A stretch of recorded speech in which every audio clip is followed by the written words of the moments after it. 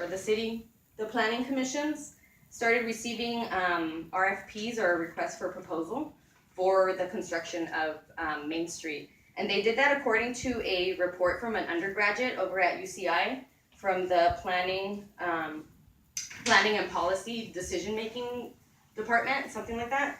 And he basically he pointed out the Latino population, the economic growth, the fact that the culture is very inviting and welcoming and urbanized. And he pretty much created an outline of setting up Main Street so that what they want to do is they want to create 3 sections. So it's going to be a north, a central, and a south Main Street. North Main Street is going to kind of funnel the nightlife. So they want to bring more bars and nightlife to between First and Chestnut. That's all going to be bars, dance clubs, stuff like that.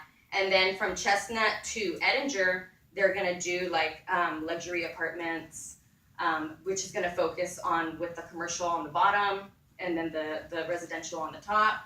And then when you hit Edinger to Warner, they want to create a furniture district because there's an abandoned A1 fabric store on St. Andrews and Main Street. It's been there for years. It takes up maybe like almost half a block. It's really big. So what they want to do is they want to create a furniture district.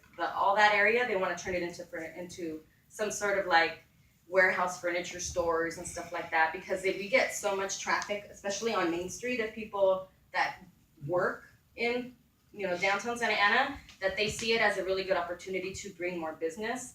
Not to mention the metro that they're building that's going to be connecting Disneyland to downtown Santa Ana. Eventually they want to make that train run down Main Street to connect all the way down to John Wayne Airport. Like that's the end goal. Like that's what they want to do. That's why they want to they were accepting bids for construction companies and private investors so they can create a more a theme. They call it citywide branding, which is urbanization. That's what it is. The ESP outlines it perfectly. They updated it in like 2016 because they can constantly update the ESP. It's just like a guideline. But within it, it states, that urbanization is what their focus is, as well as attracting private investors. And I don't know if you guys saw, but Chispa posted a petition about how the empty lots are selling at record rates right now in Santa Ana to private investors. They just posted it like earlier this week. Because I've noticed too that a lot of them, especially on Santa Ana, they're starting to renovate. So they're already working on the Main Street project because they finally got.